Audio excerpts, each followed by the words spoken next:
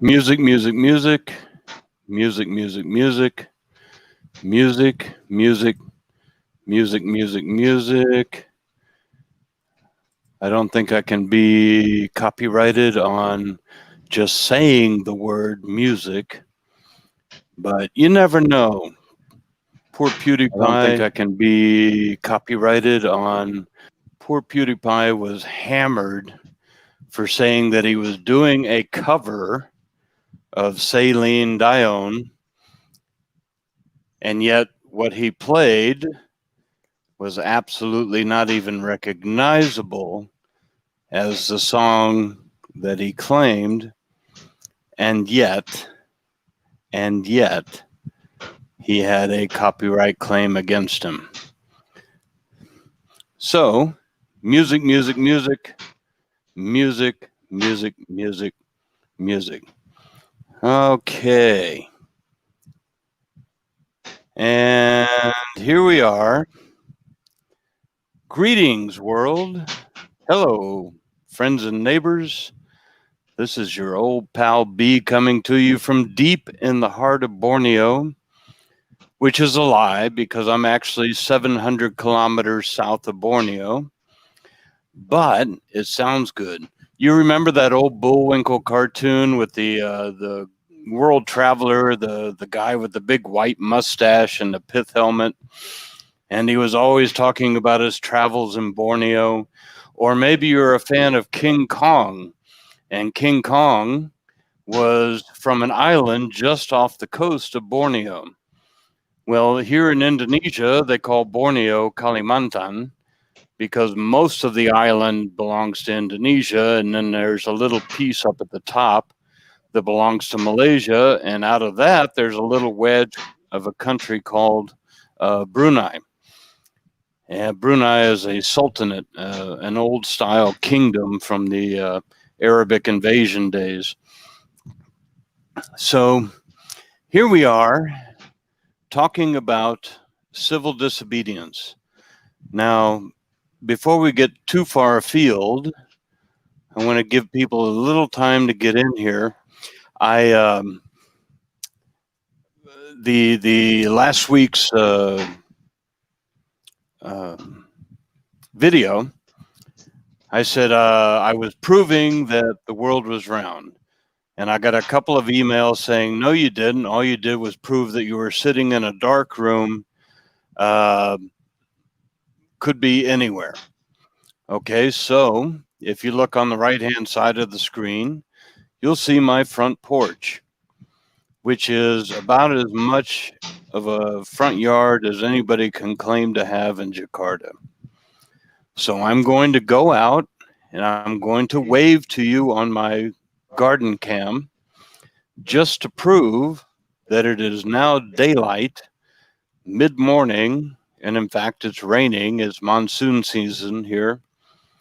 It's raining in Jakarta, and if you're watching live from the Western Hemisphere, then I have, in fact, proven that the world is round. So stand by just a moment. I'm going to go out and wave to you from the garden.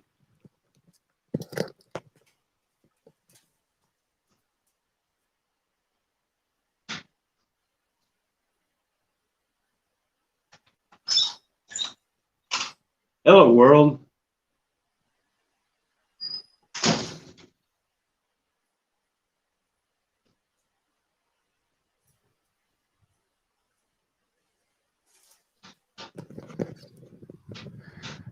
Okay, I have now definitively proved that the world is round.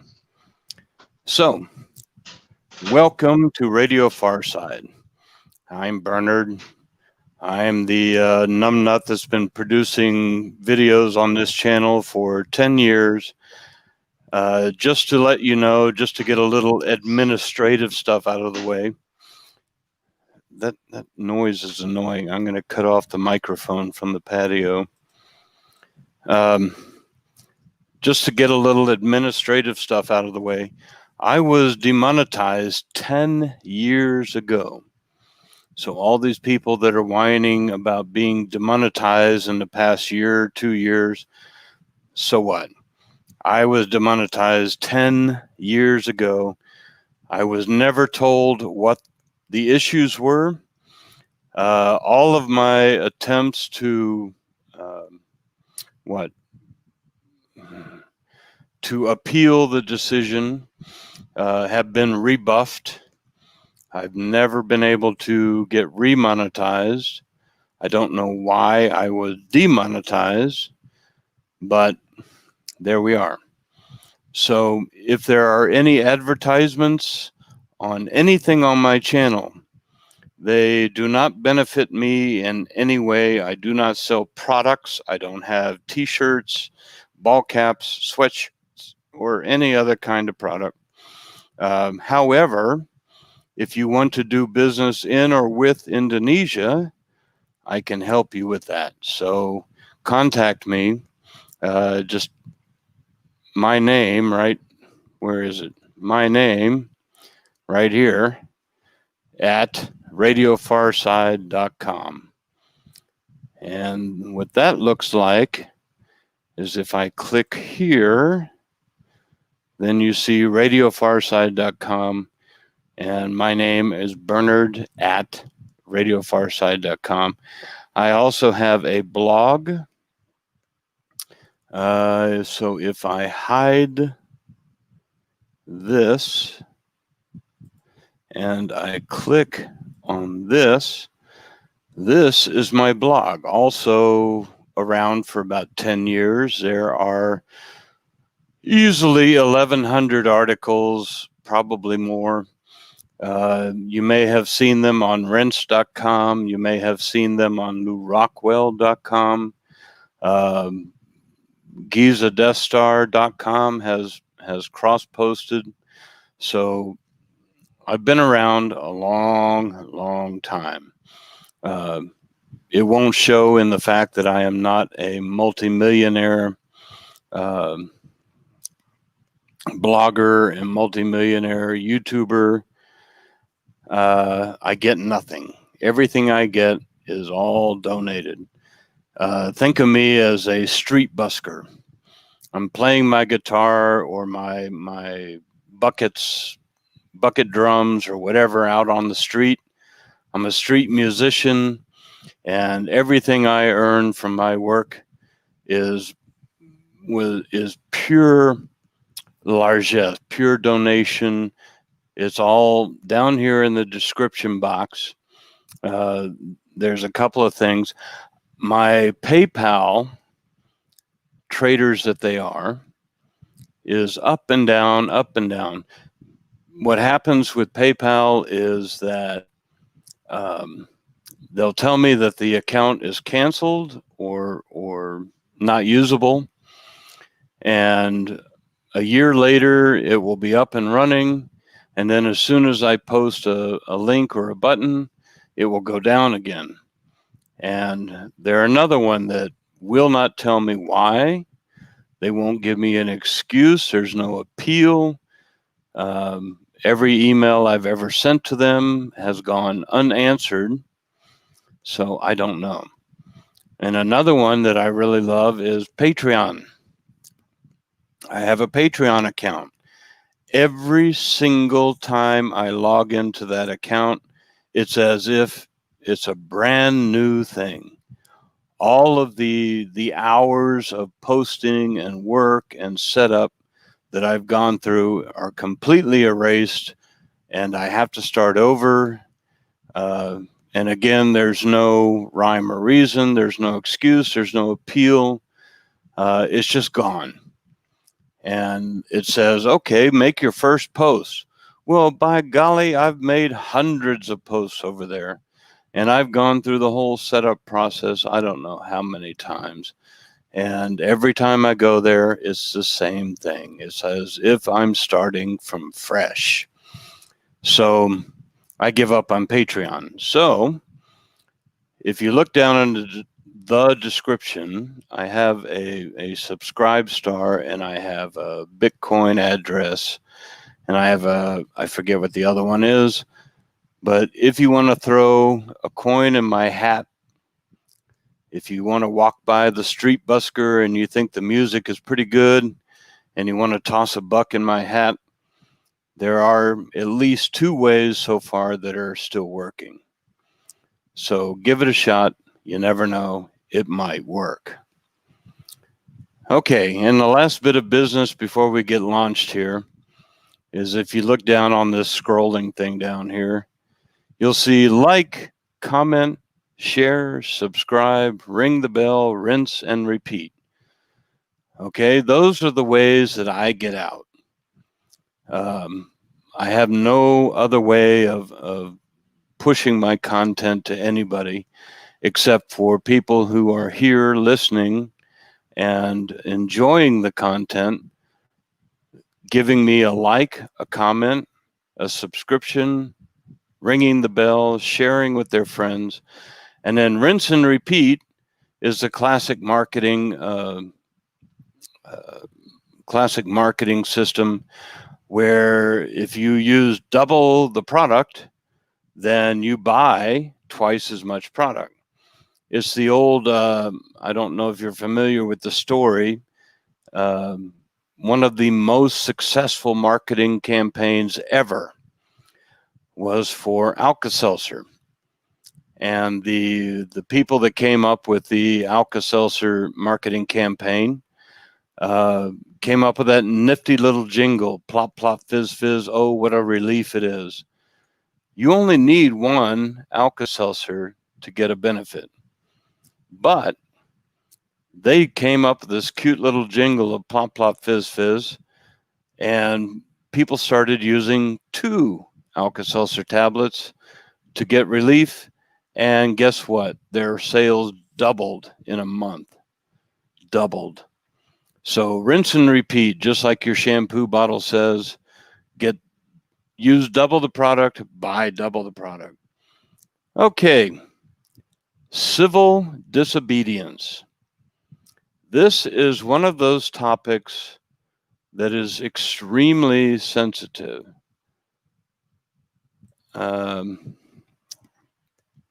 It's no matter what I say about it, everybody is going to interpret it in a way that benefits their side of the argument. But civil disobedience is one of the oldest means of political change that exists.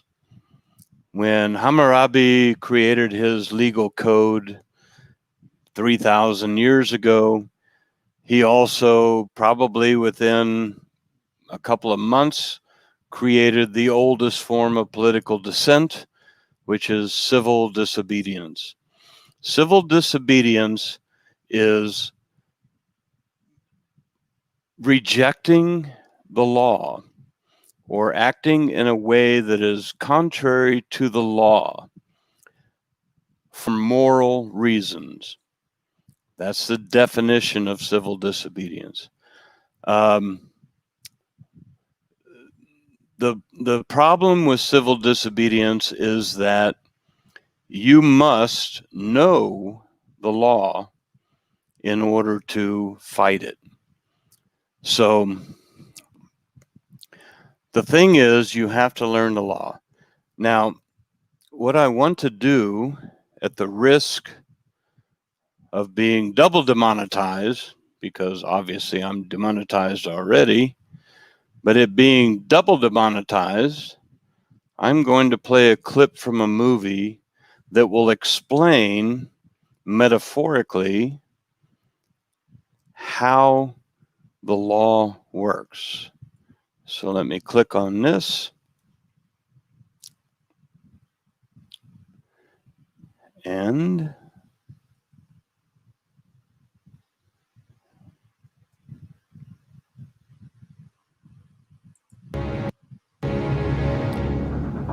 you found the primer.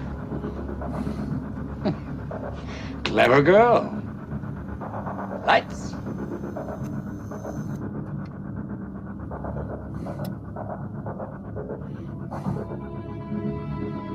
Pages and pages of data. Over 63,000 in all. And on the perimeter of each, Alignment symbols, registration mark, but they don't line up. they do. If you think like a Vegan. An alien intelligence is going to be more advanced, and that means efficiency functioning on multiple levels and in multiple dimensions. Yes, of course. Where's the primer? You see, every three-dimensional page contains a piece of the primer. There it was all the time, staring you in the face. Buried within the message itself is the key to decoding it. Within the layering of the matrix, we have these basic equations. That is precisely how the law works. Now, the thing is, when you study the law, what you discover is that the law is not written in language. It's not written in words. It's written in terms. Terms and words are completely different. Words are what we use to speak every day. What we read when we read a book are words. But when you read the law, you are reading terms. All right, so just as an example, the word traffic to us means all the cars and people and whatever motorcycles on the road. That's traffic. In the law, traffic is defined as commercial vehicles that are going across the road. Why is that important? Well, because if you are going to use civil disobedience, you are fighting the law. You are fighting the system. And the system has very specific words, terms, meanings, and from the clip that we just looked at, you can't just read one little piece of the law. You can't just cite this paragraph or that title or this section. It all goes together in this three-dimensional puzzle whereby we understand the system. Now, I know, especially if you're my age and you grew up in the 60s and 70s, everybody knows about the system. But the fact of the matter is, in a metaphysical way, all organisms, all organics, organizations are systems of one kind or another. And if we take the second law of thermodynamics, then we understand that no system can perform work on itself. It's impossible. A system does not have the energy to create itself. So for that reason, systems can only be reformed from the outside. That's it. We cannot reform a system from within, because from within is created by the system. So the system cannot perform work on itself, therefore we cannot change it from within. It can only be changed from without. And the outside force that changes systems is, in a political sense, in what we call, in our daily experience, civil disobedience. What we do in civil disobedience is we set up a situation that creates enough pressure on the system that eventually it breaks. and then it has to be rebuilt. It has to be reformed. Why is this important? Well, in the world that we're looking at right now, the U.S.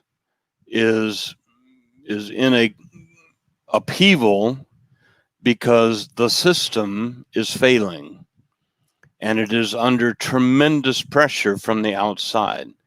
Now, you may believe Trump won, you may believe Biden won. It doesn't matter. It doesn't matter. From a meta level of analysis, the system is under pressure from both sides, from all sides. And believe me, there are many, many more sides than just left and right, red and blue, donkeys and elephants. That's all completely pointless. And in fact, it's oversimplifying the whole process. But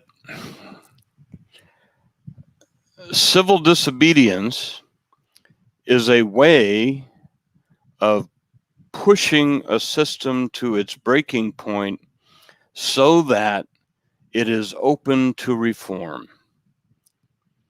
And when you want to change something, the problem is that, for instance, let's say over the past summer in the US, there have been two groups. I'm sorry, I'm not even looking at the comments. I should be. There are two groups.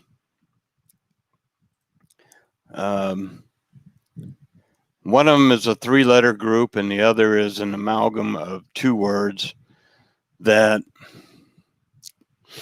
have been using violence and theft and damage to property and human life. They have been using these in a way to achieve change. And it will never work.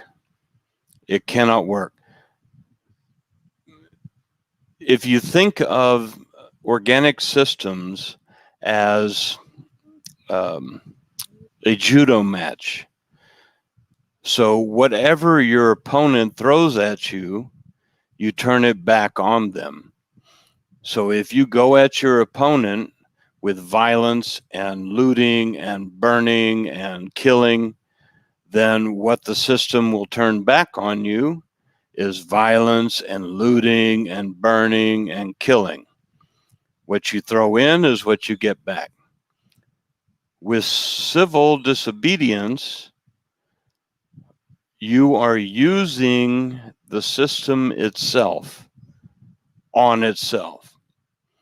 You are creating a situation in which the system must deny itself in order to defeat you.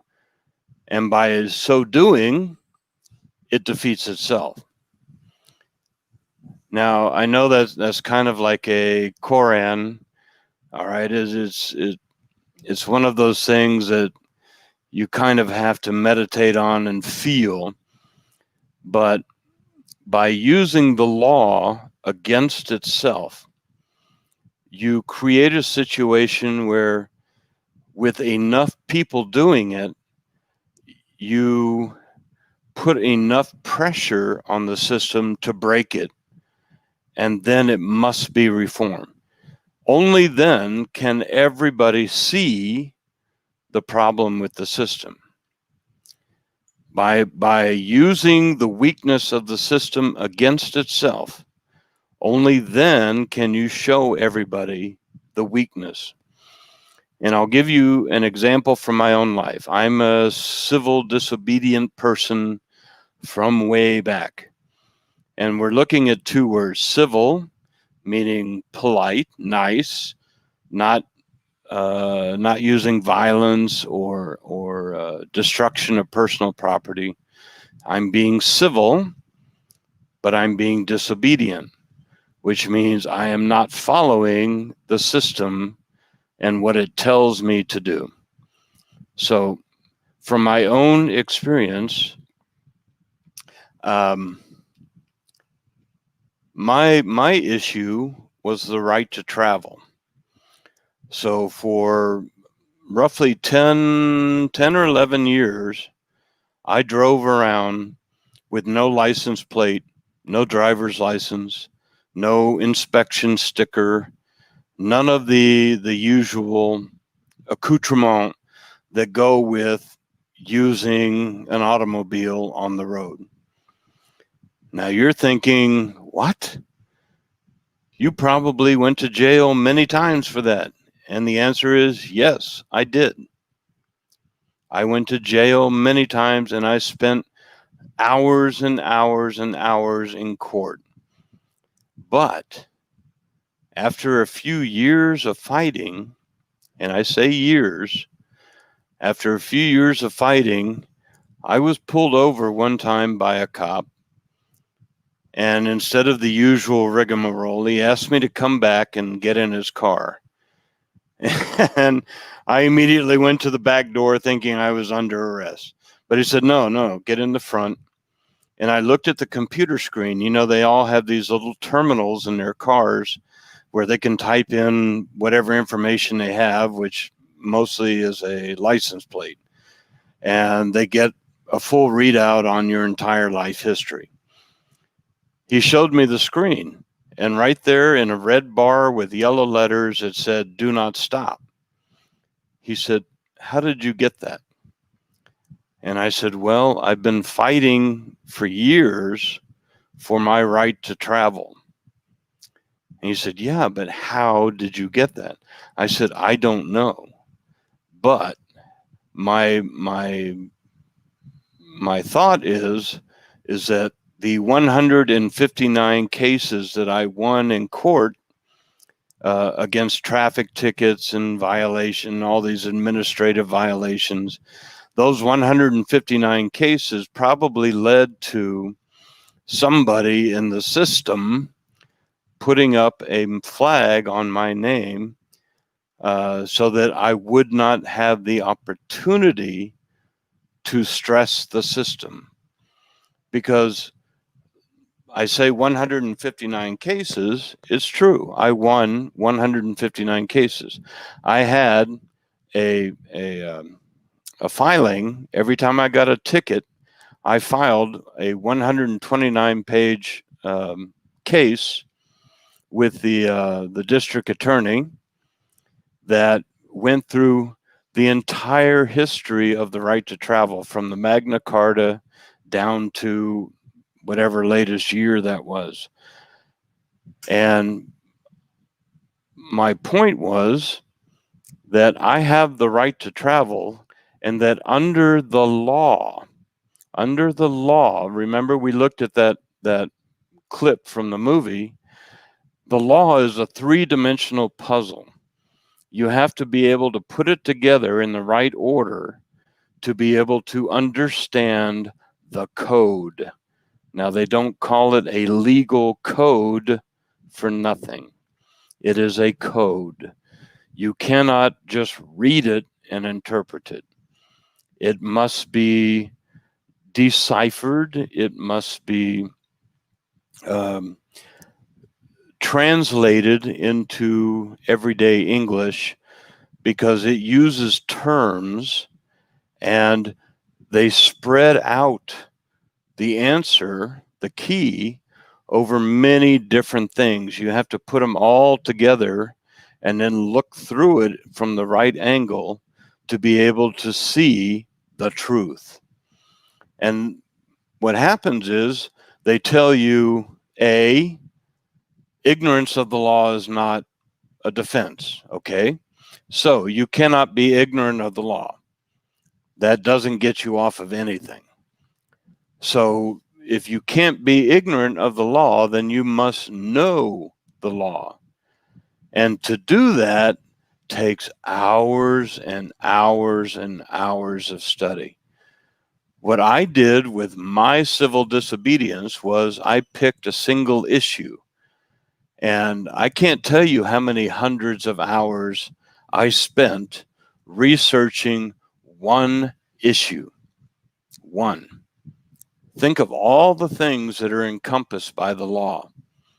And it took me hundreds of hours to fight one single issue. Now, you might be thinking, oh, dude, everybody has to have a driver's license and license plates and blah, blah, blah. No, you do not. You do not have to have any of that. You are a taxpayer. Through your taxes and your approval of bonds, you paid for the roads so that you can do what you need to do as part of your private business. All right, not even business, your private activity. Now, in the law, and I'm particularly an expert on Texas law, but it's similar throughout the US. And from what I've seen, it's similar throughout the world. Words like vehicle, traffic, commerce, these terms are all defined within the law so that if you use those words in court, they immediately put you under commercial law. And if you are using the roads for commerce, you must pay taxes and you must be licensed and you must be registered and all that stuff, because you're using me, the taxpayer, you're using my roads to make money. So you owe me a cut. Me, the taxpayer, you owe me a cut. What they've done is expand that concept and deluded everybody into thinking that they are using their own roads that they built with their money to create commerce. And you're not. Mostly, what do? You go to the grocery store, you go to work, all right? You're going about your daily activities using roads that you built with your money. And why should you get a license and register your car to use your road? The people who need to do that are the people who are using your road to make money, and they owe you a cut. That's all there is to it. Now, I say all there is to it, but hours and hours of research and writing. There's a YouTube channel, a guy named Larkin Rose, that I've known. Well, I haven't known him for a long time, but I met him years and years ago, that has done lots and lots of this research. I have a CD, what is 700 and some odd megabytes. It is stuffed to the max with text files, with Word documents, text files, no images, no nothing. It's just words, which you can write a huge long Word document, and it's what, a few 20, 30 kilobytes. This CD is stuffed to overflowing with nothing but text documents. All right, so that's how much research and time that I put into the right to travel.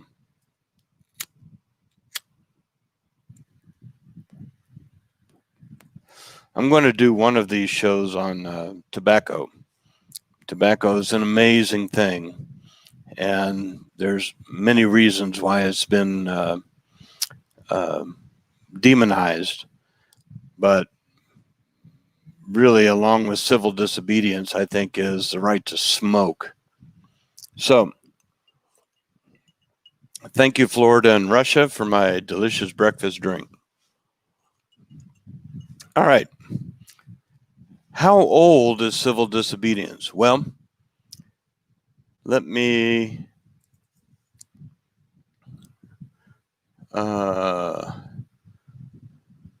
You know, it would be nice to have a technical director to switch this thing for me. But right here, this image of a man wearing a barrel is about 3,000 years old. And today we think of it as a symbol of poverty. It is not. This is a symbol of the Stoics. The Stoics are a group, a philosophical group that believed, or in ancient Greece, that believed that wealth and prosperity were dangerous. They created a situation where people were too complacent and put up with too many things that took away their rights. So that ancient image of a man in a barrel is a very old image, and it represents civil disobedience at least 3,000 years ago. Now, Hammurabi, one of the original legal codes, Hammurabi passed his legal code. He was one of the great lawgivers of Sumer. Let's say 4,000, maybe 5,000, maybe 6,000 years ago. As fast as he passed his legal code, I can guarantee you there were civil disobedient individuals fighting it because they had a moral issue with the idea of some of the laws. And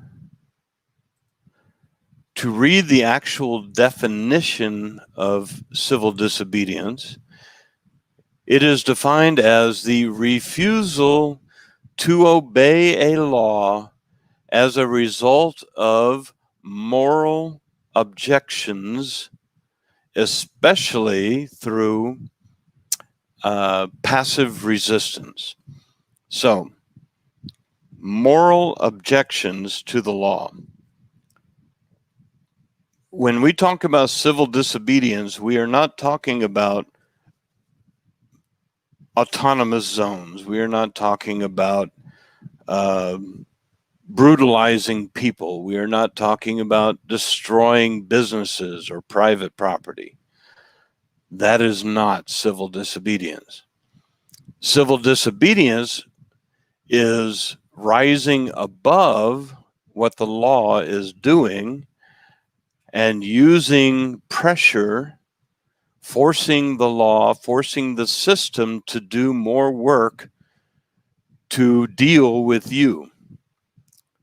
And what happens is if you get thousands of people to participate in a certain civil disobedience, that places so much pressure on the system that ultimately it collapses and it must be repaired or replaced. Now, remember, the second law of thermodynamics says that a system cannot do work on itself. So the system will never, ever reform itself. The system is set up to run the way that it is by the way that it is set up. It's a circular argument. It's a circular definition. But the fact of the matter is that a system cannot be reformed from within because the system exists by the way it is designed. So, if you want to change a system, you must defy the power of that system. But the problem is we can't use force or violence because remember, it's like judo. What you throw at the system will come flying back at you. The only way you can show that the system is broken and needs to be repaired is if you are peaceful and you use the system itself to highlight its own problems, and then the system use violence against you. Now you can say, see, what is that great Monty Python line? See, look at the system, look at the violence inherent in the system. It's true. Systems are violent. They will destroy and damage and hurt anything that comes up against them. Now, if you are interested in using civil disobedience as a tool, I will tell you right now from personal experience, you will suffer. It will hurt. There are no two ways about it. If you fight the system will lash out at you. And that is how we show the world that it is morally deficient, that it is not a good, a force for good. So, to quote one of my favorite authors, where is it?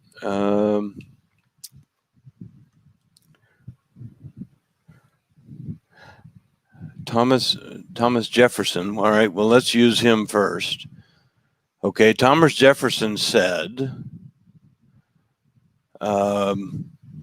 but when a long train of abuses and usurpations pursuing invariably the same objective evinces a design to reduce them under an abuse or absolute despotism, it is the right, it is the duty to throw off such governance and to provide a new guard for their future. So Jefferson was basically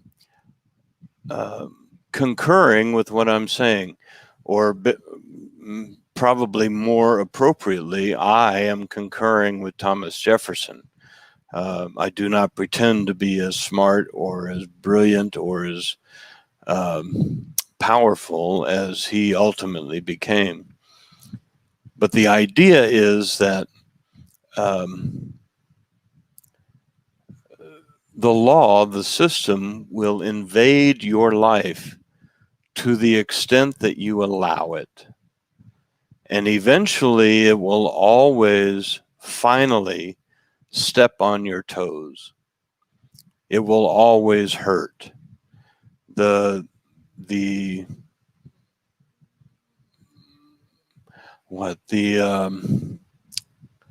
thing is that if you capitulate, if you allow it, if you keep backing up and retreating,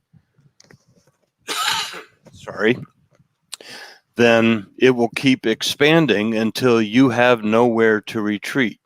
You have nowhere to back up. And then it will step on your toes. So ultimately, it will always hurt. The difference is if you are a civil disobedient citizen, then you are in the front trying to stop it before it steps on the toes of people less willing to fight. And what I'm looking for here is a quote from my favorite author, Mark Twain. And I don't know what I did.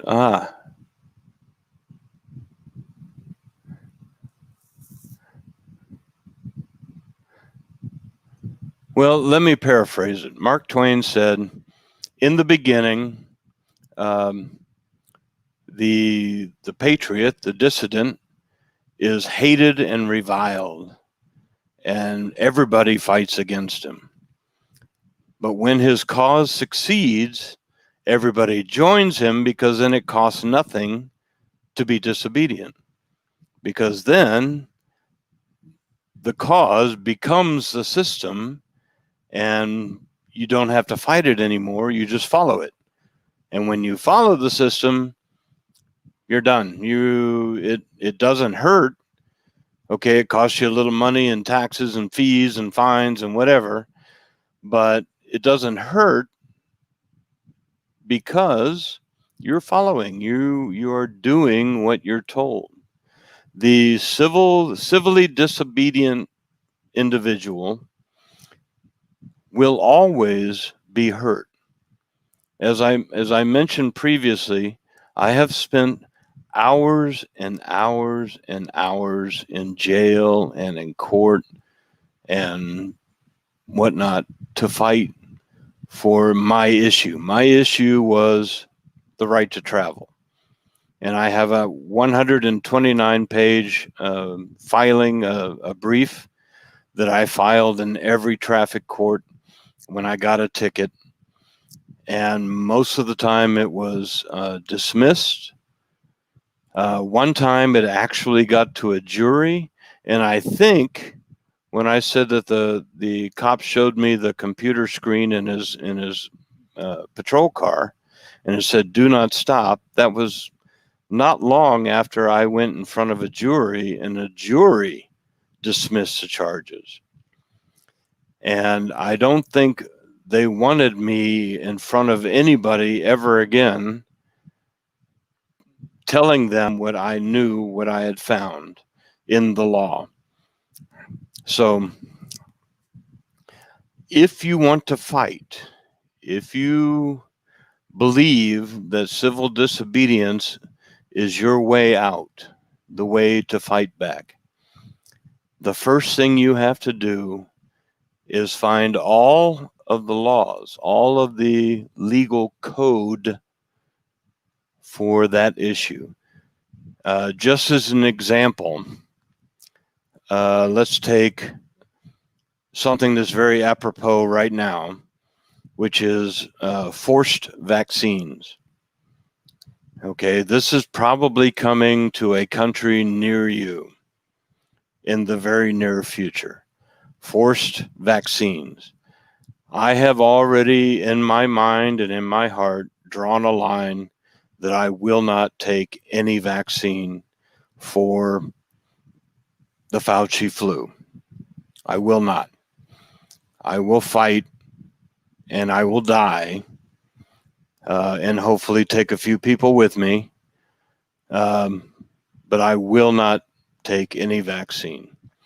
I've done a lot of research on this. I've researched the vaccines. I've researched the laws, both here in Indonesia and in the US. And I have come to the conclusion that not only are they morally reprehensible to force it, but I am morally correct to refuse it. And I will suffer whatever pain, whatever they throw at me, but I will not take the vaccine. So that is really what prompted me to do this stream on civil disobedience. So with that said, if this is an issue that you feel like you must fight, then what you must do, liberty for all. I exempt my children from vax. Yes. Yes. You are the law. The thing that so many people do not understand is that there is no authority, there is no official that has any power whatsoever except that you grant it to them. This is a weird example, but if you are familiar with the DNS lifestyle, dominant and submissive, there's this concept that nobody can dominate and nobody can submit without being fully cognizant of the power exchange. And the reason that concept has always interested me is because, believe it or not, most modern societies are DNS lifestyles. We, the people, are submissive, and they, the government, the law, the system, are the dominants. And the only way they have power over us is that we submit and give it to them, that we consent to that power being taken from us. So the thing is, we are facing some choices in the next few months that are morally questionable. I want to say reprehensive, but that's my own opinion. They are questionable at best in an objective way. The choice to take a vaccine is a purely personal choice. What you can do anything to the surface of my body that you want. I can't stop you from throwing something at me. I can't stop you from I can't stop the sun from shining on me. So there's many things from outside that I cannot stop. But when it crosses my skin barrier, the barrier between the outside world and my inside world, what's inside my skin is mine. And there is no question whatsoever under any moral standard that what is inside my body is mine beyond all question. So you cannot force somebody to take a vaccine. And I cannot force you to take it or not to take it. I can present an argument and allow you to make your own decision. And Liberty for All says, I totally understand your concept of who is and won't. Oh. And one every time. I assume that you're referring to my court cases. I have a confession to make. I am probably about 80% blind. I moved here in 2008. I moved to Indonesia in 2008. And just over a year later, I went completely blind in the space of 30 minutes. Completely blind, black. And I recovered 20% of my vision after a month in a hospital and lots and lots and lots of steroids and whatnot. And I was eventually diagnosed with MS, multiple sclerosis. Knock on wood, I have not had an attack since that time. However, my vision is completely shot. So as I try to read the comments, please forgive me because these are tiny little letters and I'm trying to see them. Liberty for All says, you are a true warrior in heart. Well, I have to tell you, my name is Bernhard, or Bernhardt is the Germanic version of it, which means heart of the bear, Bernhardt. In Old English, it means Braveheart, thus the name of the movie. So living up to my name, I fight. It's really the only thing I can do. And part of the reason I do, my father was a history teacher. My mother was an English teacher. So I love language and I love history. And my father was also a legislator in Texas for 12 years. So I grew up in the law. I spent many hours as a child on the floor of the Texas House and the Texas Senate.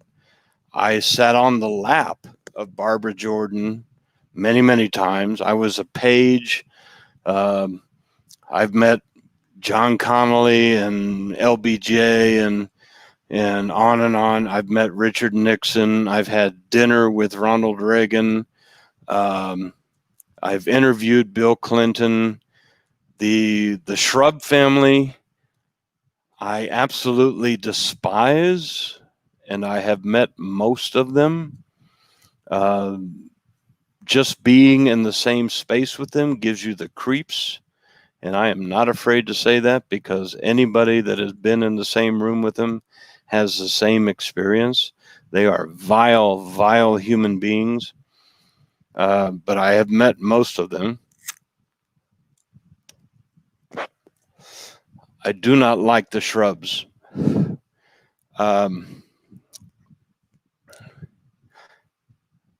Liberty for all. Let me see. You're going nuts here, man. Wait, let me catch up.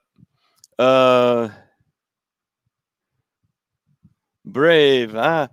Well, some people say brave. Some people say really stupid. I have friends who are diehard liberals who have worked in media as I have all their lives, all their careers. And as such, they constantly berate me and say that I'm an idiot. And yet, on occasion, when cornered, they will say, "Man, how did you do that?" And one of the things was the right to travel. Nobody believed me. And yet, they couldn't figure out why I kept winning those cases. How did I get 159 traffic tickets for all sorts of things and yet never paid a single fine? Now, granted, I went to jail many, many times. There was one particular judge in Houston, God bless her heart, which if you're a Southerner, you know that that's a curse.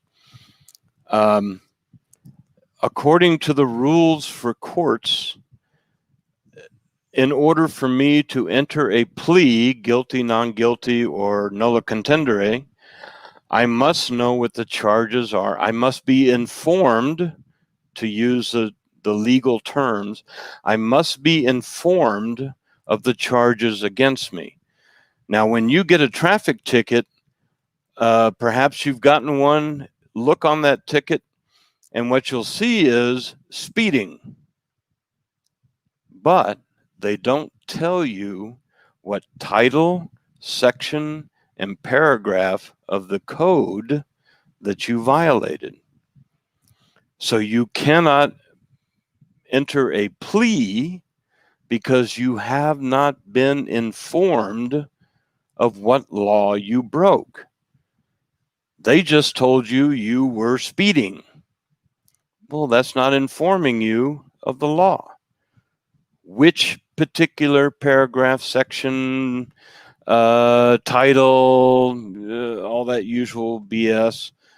What part of the law did I actually break? They never tell you that. And I had this one little judge, God bless her heart, that I went in there with the official book, publication, Rules for Courts. I went in there and I showed her in the book the rules that she was supposed to follow, and it said explicitly that I cannot enter a plea without being informed, and I am not informed if I do not know the specific title, section, and paragraph of the law that I broke.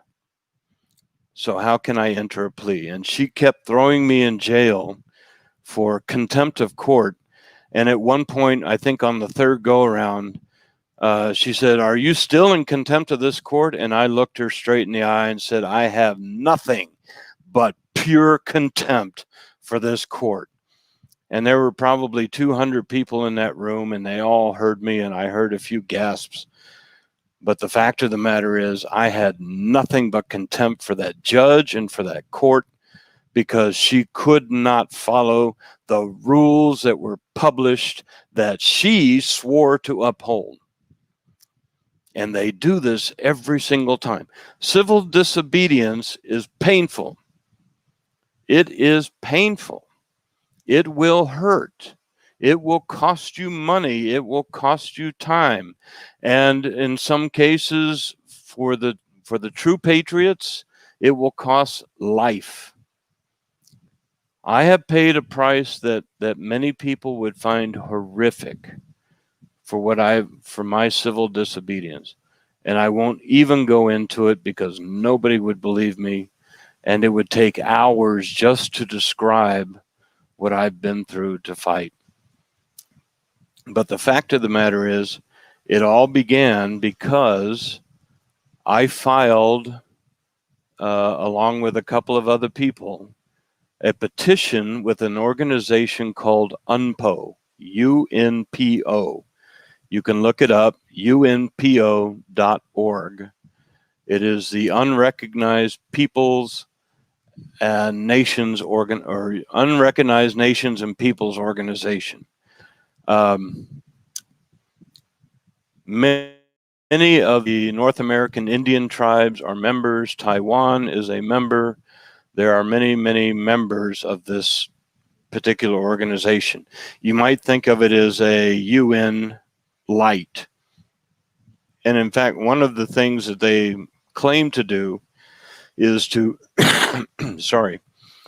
train freedom fighters how to join the family of nations and become part of the UN. And you go on these observer trips to the UN, which UN means nothing to me. But I filed a petition with UNPO to declare Texas an unrecognized nation. Now, the filing was quite long, involved a lot of research, but from that point on, I was attacked so horrifically that I ended up having to leave the country, and here I am in Indonesia. So I will tell you, civil disobedience is not a painless thing, but what it is a tool to place enough pressure on a system that it finally breaks. And when it breaks, it can actually be replaced or repaired. Systems cannot be repaired. Second law of thermodynamics, systems cannot be repaired from within.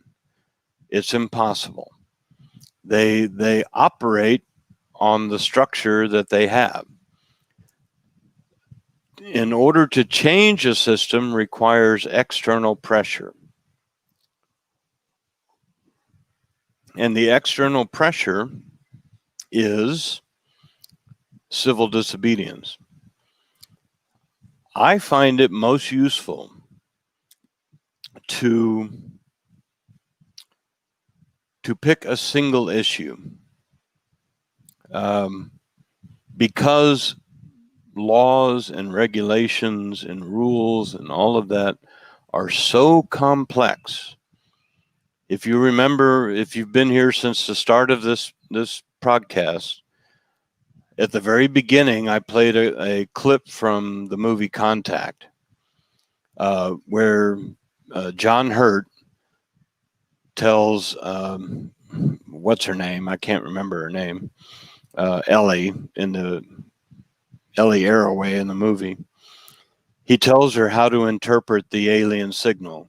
It's a three-dimensional puzzle, and you find the linking parts and you fold them around each other in order to create something meaningful.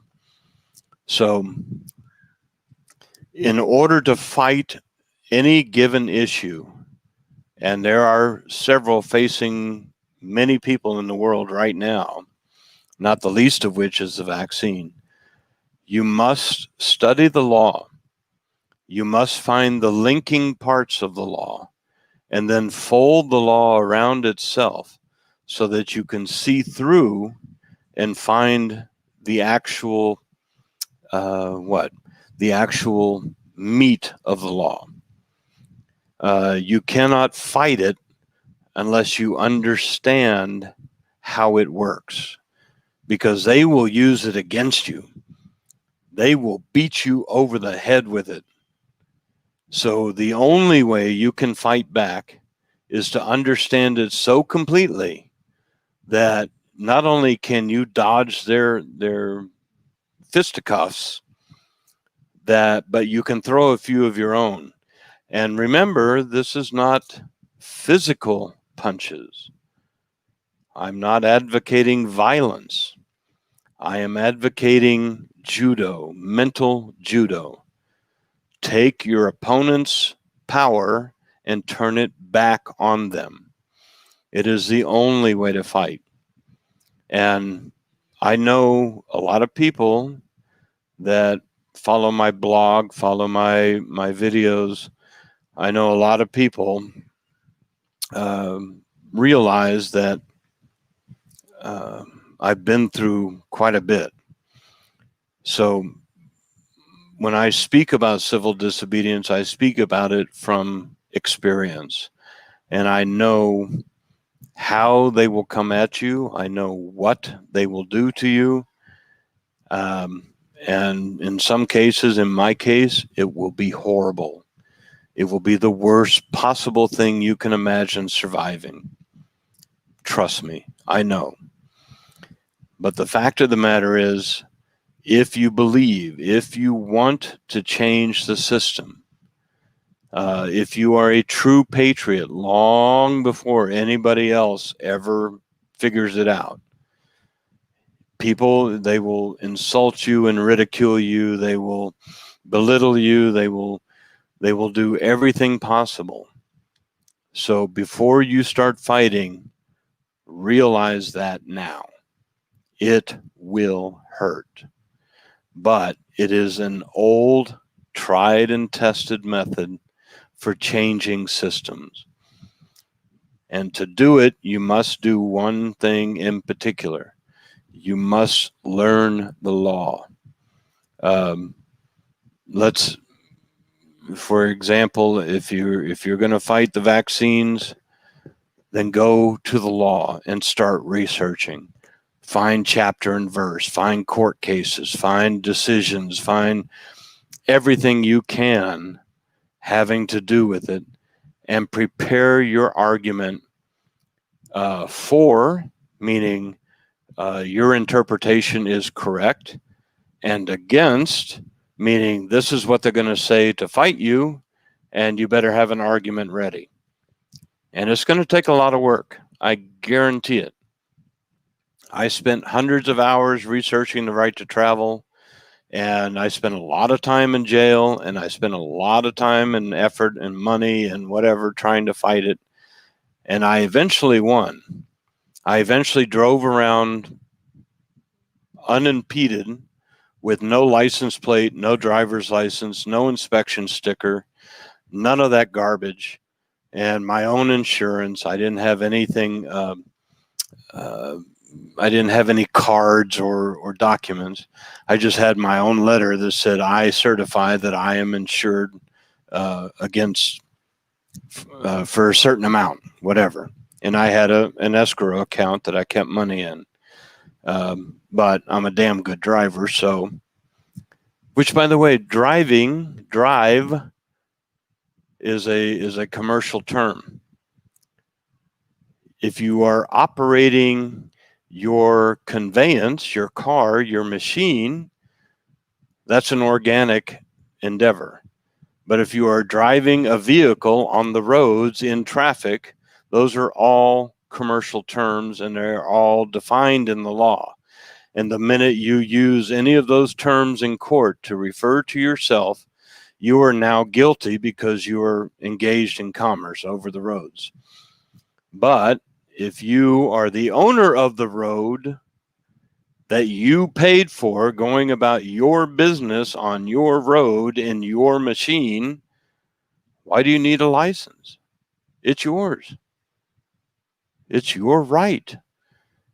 And where does that right come from? Well, in the U.S., they have the First Amendment, the right to religion, the right to practice your religion, the right to assemble, and the right to a free press.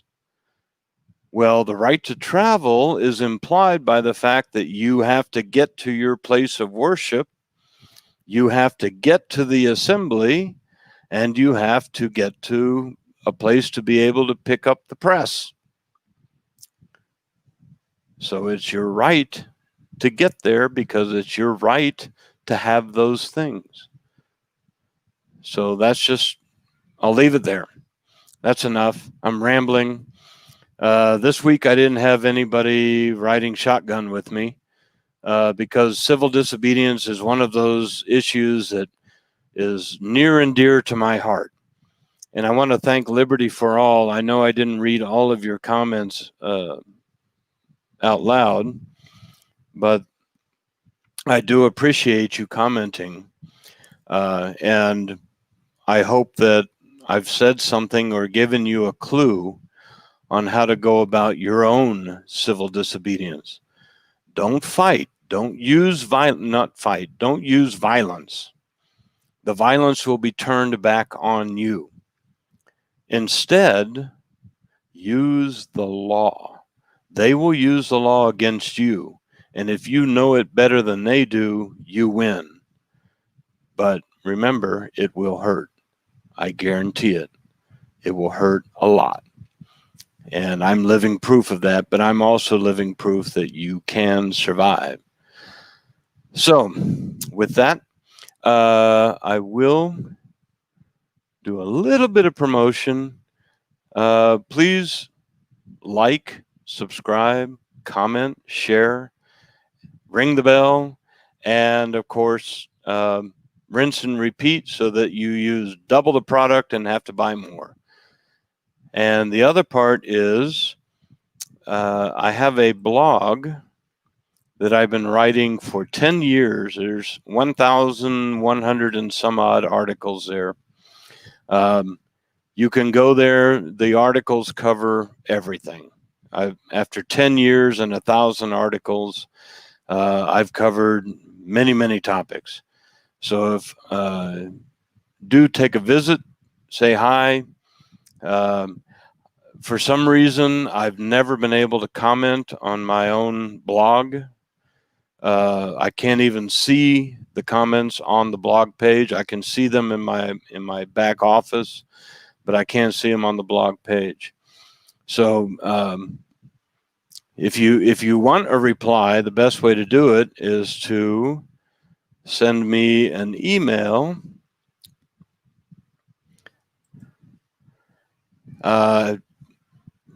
My name, of course, is Bernard Braveheart at radiofarside.com. And if there's something that you really want to reply on, that's the best way to get to me. Everything else is kind of hit or miss because of the vagaries of the digital gods.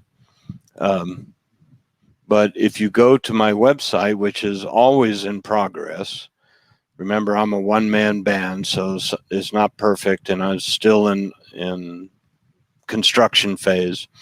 But if you go to the home page and you scroll all the way down, you'll find links to my blog, to YouTube, to everything. And also, if you look in the description down here, you'll find ways to support me. You'll find ways to find me. And I'm always willing and happy to get feedback from people. And I'm always willing to have a great argument. You don't have to agree with me, but just don't sit there and call me names. That's so childish. If you want to have an argument about something I've said, then state your case and I will respond in kind. But if you just want to sit there and throw barbs at me, well, I've had plenty of that in my lifetime, and you're not going to get to me, and I won't respond in kind. I will argue objectively, and I will argue Socratically and Platonically, but I will not throw emotional barbs at people. That's a waste of my time. So, with that, I will say goodbye. We're right at an hour and 15 minutes, and I thank you very, very much for joining in. And thank you to all the people who will come and watch this later. God bless you, and onward and upward. Civil disobedience is the only way. Take care.